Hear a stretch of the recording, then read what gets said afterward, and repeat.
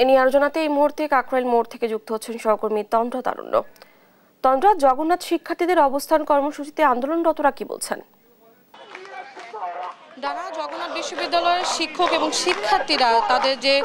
3 দফা দাবি আছে সেই দাবি নিয়ে কিন্তু তারা গতকালেও মাঠে নেমেছিলেন এবং গতকাল থেকে কিন্তু তারা অবস্থান করছেন সড়কে। এবং আমি এই মুহূর্তে আছি কাকরাইল মোড়ে এবং এখানে কিন্তু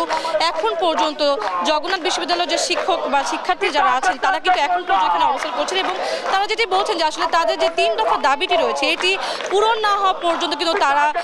এখানে অবস্থান করবেন। এবং তারা কিন্তু গতকালকে যদি একটু জানিয়ে রাখি, সেটি হচ্ছে যে গতকালকে কিন্তু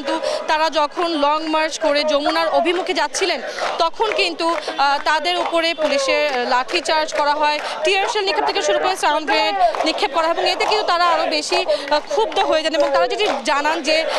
তাদের উপর তারা তো শান্তিপূর্ণভাবে আসলে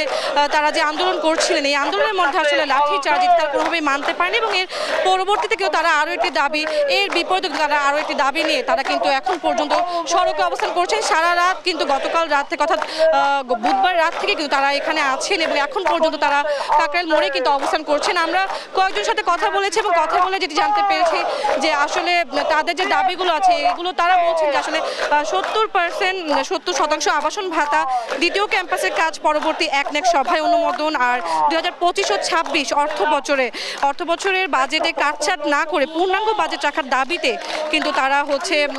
তারা শিক্ষক এবং শিক্ষার্থীরা লং মার্চ করে আসলে বাসভবনের দিকে যাওয়ার গতকালকে চেষ্টা করেছিলেন। আমরা যদি এই ব্যাপারে একটু একজনের সাথে কথা বলি যে আসলে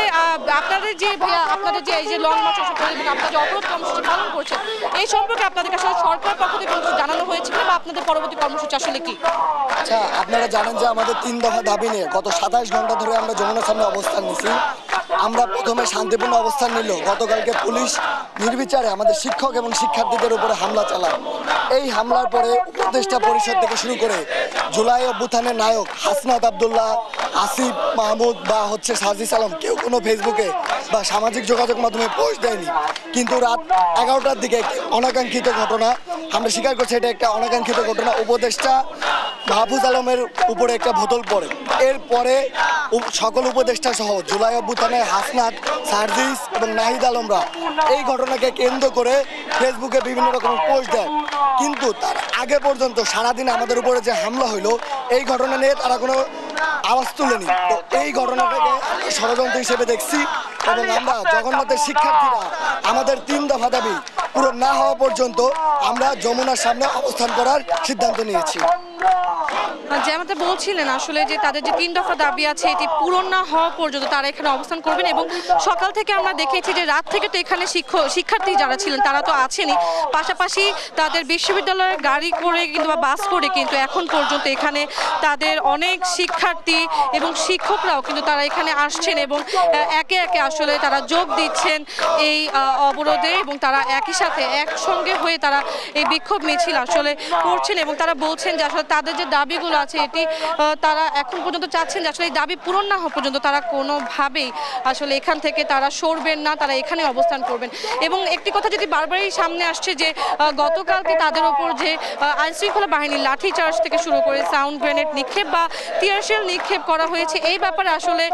উপদেষ্টা যারা আছেন তারা কেন এখনো তারা সারাদিন কেন নিশ্চুপ ছিলেন এবং কেন যখন মাহফুজ আলমের উপরে যখন বোতল নিক্ষেপের একটি অনাকাঙ্ক্ষিত ঘটনা ঘটে সেটি নিয়ে আসলে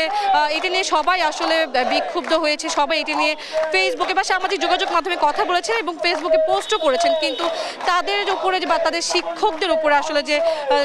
তাদের উপর যে লাঠিচার্জ করা হচ্ছে সেটি ব্যাপারে কেন কেউ কোনো কিছু বলেনি, এটি নিয়েও কিন্তু তারা বারবারই আসলে অভিযোগ করছেন এবং তাদের এই যে দাবি এবং যে দাবিগুলো নিয়ে তারা আসলে এখন পর্যন্ত অবস্থান করছেন এই দাবিগুলো আসলে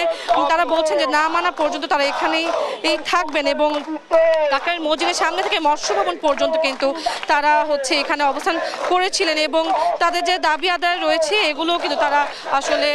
এই দাবিগুলো পূরণের জন্য কিন্তু তারা এখানে আছেন এবং যতক্ষণ না পর্যন্ত দাবি আসলে পূরণ হচ্ছে ততক্ষণ পর্যন্ত তারা এখানে থাকবেন বলেই তারা জানিয়েছেন। তো